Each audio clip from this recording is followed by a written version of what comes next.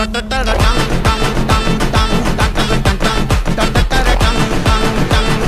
సినిమాలో కాశీ అన్నది కూడా చాలా మేజర్ రోల్ ప్లే చేస్తుంది. మనకి స్టార్టింగ్ ట్రైలర్స్ లో గానీ చాలా వాటిల్లో షార్ట్ చూపించడం జరిగింది.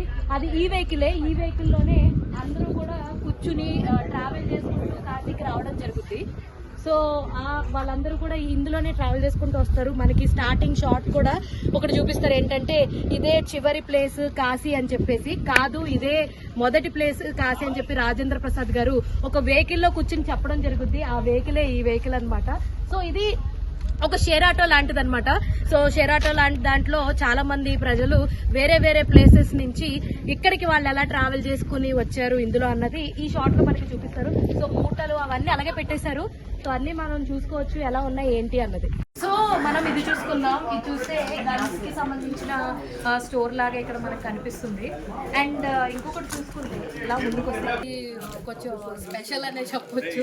పాన్ తినే ప్రియులకైతే ఇంకా స్పెషల్ అని చెప్పొచ్చు. సో ఇది పాన్ షాప్ అనమాట. సినిమాలో మనం చూస్తాం కదా ఏదైతే ఉందో పాన్ స్టోర్, ఇది పాన్ ఇక్కడే ఒక షాప్ అయితే ఉండేది కదా. సో అది ఈ ప్లేస్ అనమాట.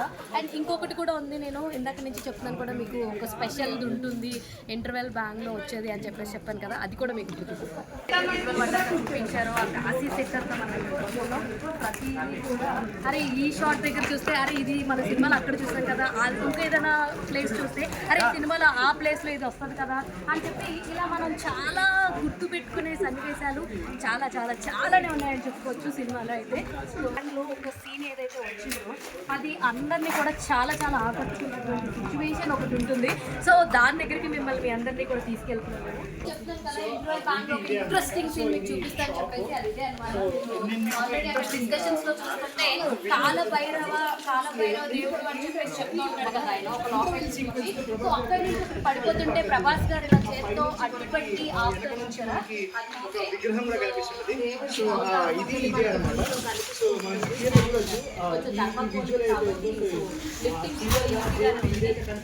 దగ్గరికి వచ్చేస్తే ఈ విజువల్ చూడొచ్చు. ఇది సినిమాలో చాలా హైలైట్ చేస్తూ చూపించారు మనకి. సో అవతారంలో ఉన్నటువంటి ఇది చాలా అంటే చాలా నీట్ గా చూపించడం కూడా జరుగుతుంది. అండ్ ఇది నేను మీకు చూపించాలనుకున్న ఇంట్రెస్టింగ్ సిచ్యువేషన్. అండ్ సినిమాలో ఇది కూడా మన కీ రోల్ ప్లే చేస్తుంది. ఈ సీన్ వచ్చినప్పుడు కూడా అందరికి చాలా అంటే చాలా నచ్చింది. సో మీరు చూసుకోండి, అక్కడి నుంచి ఇంకొంచెం ముందుకు వస్తే ఇదంతా కూడా కాశీ ఏరియా కింద మనకి చూపించడం జరుగుతుంది. నాకు తెలిసి ఈ ఖాళీ స్పేస్ చూస్తే ఇదే కాంప్లెక్స్ కి గేట్స్ వేసి అదంతా చూపించారు కదా, అదే అయి ఉంటుందని అనుకుంటున్నాను నేను. అండ్ ఆ తర్వాత మనం ఇది చూసుకుంటే ఒక్కసారి సెట్స్ చూసుకోండి, లొకేషన్ సెట్స్ కానీ ఇవన్నీ చూసుకోండి. అన్ని కూడా అందరూ కూడా వీడియోస్ తీసుకుంటూ చూస్తూ ఉంటారు. అండ్ మనకు కాస్త జాగ్రత్తగా నడవాలి, ఇదంతా కూడా సెట్టే కాబట్టి వేరు లొకేషన్ లో చూసే కాశీ అది అంతకన్నా వేరనమాట.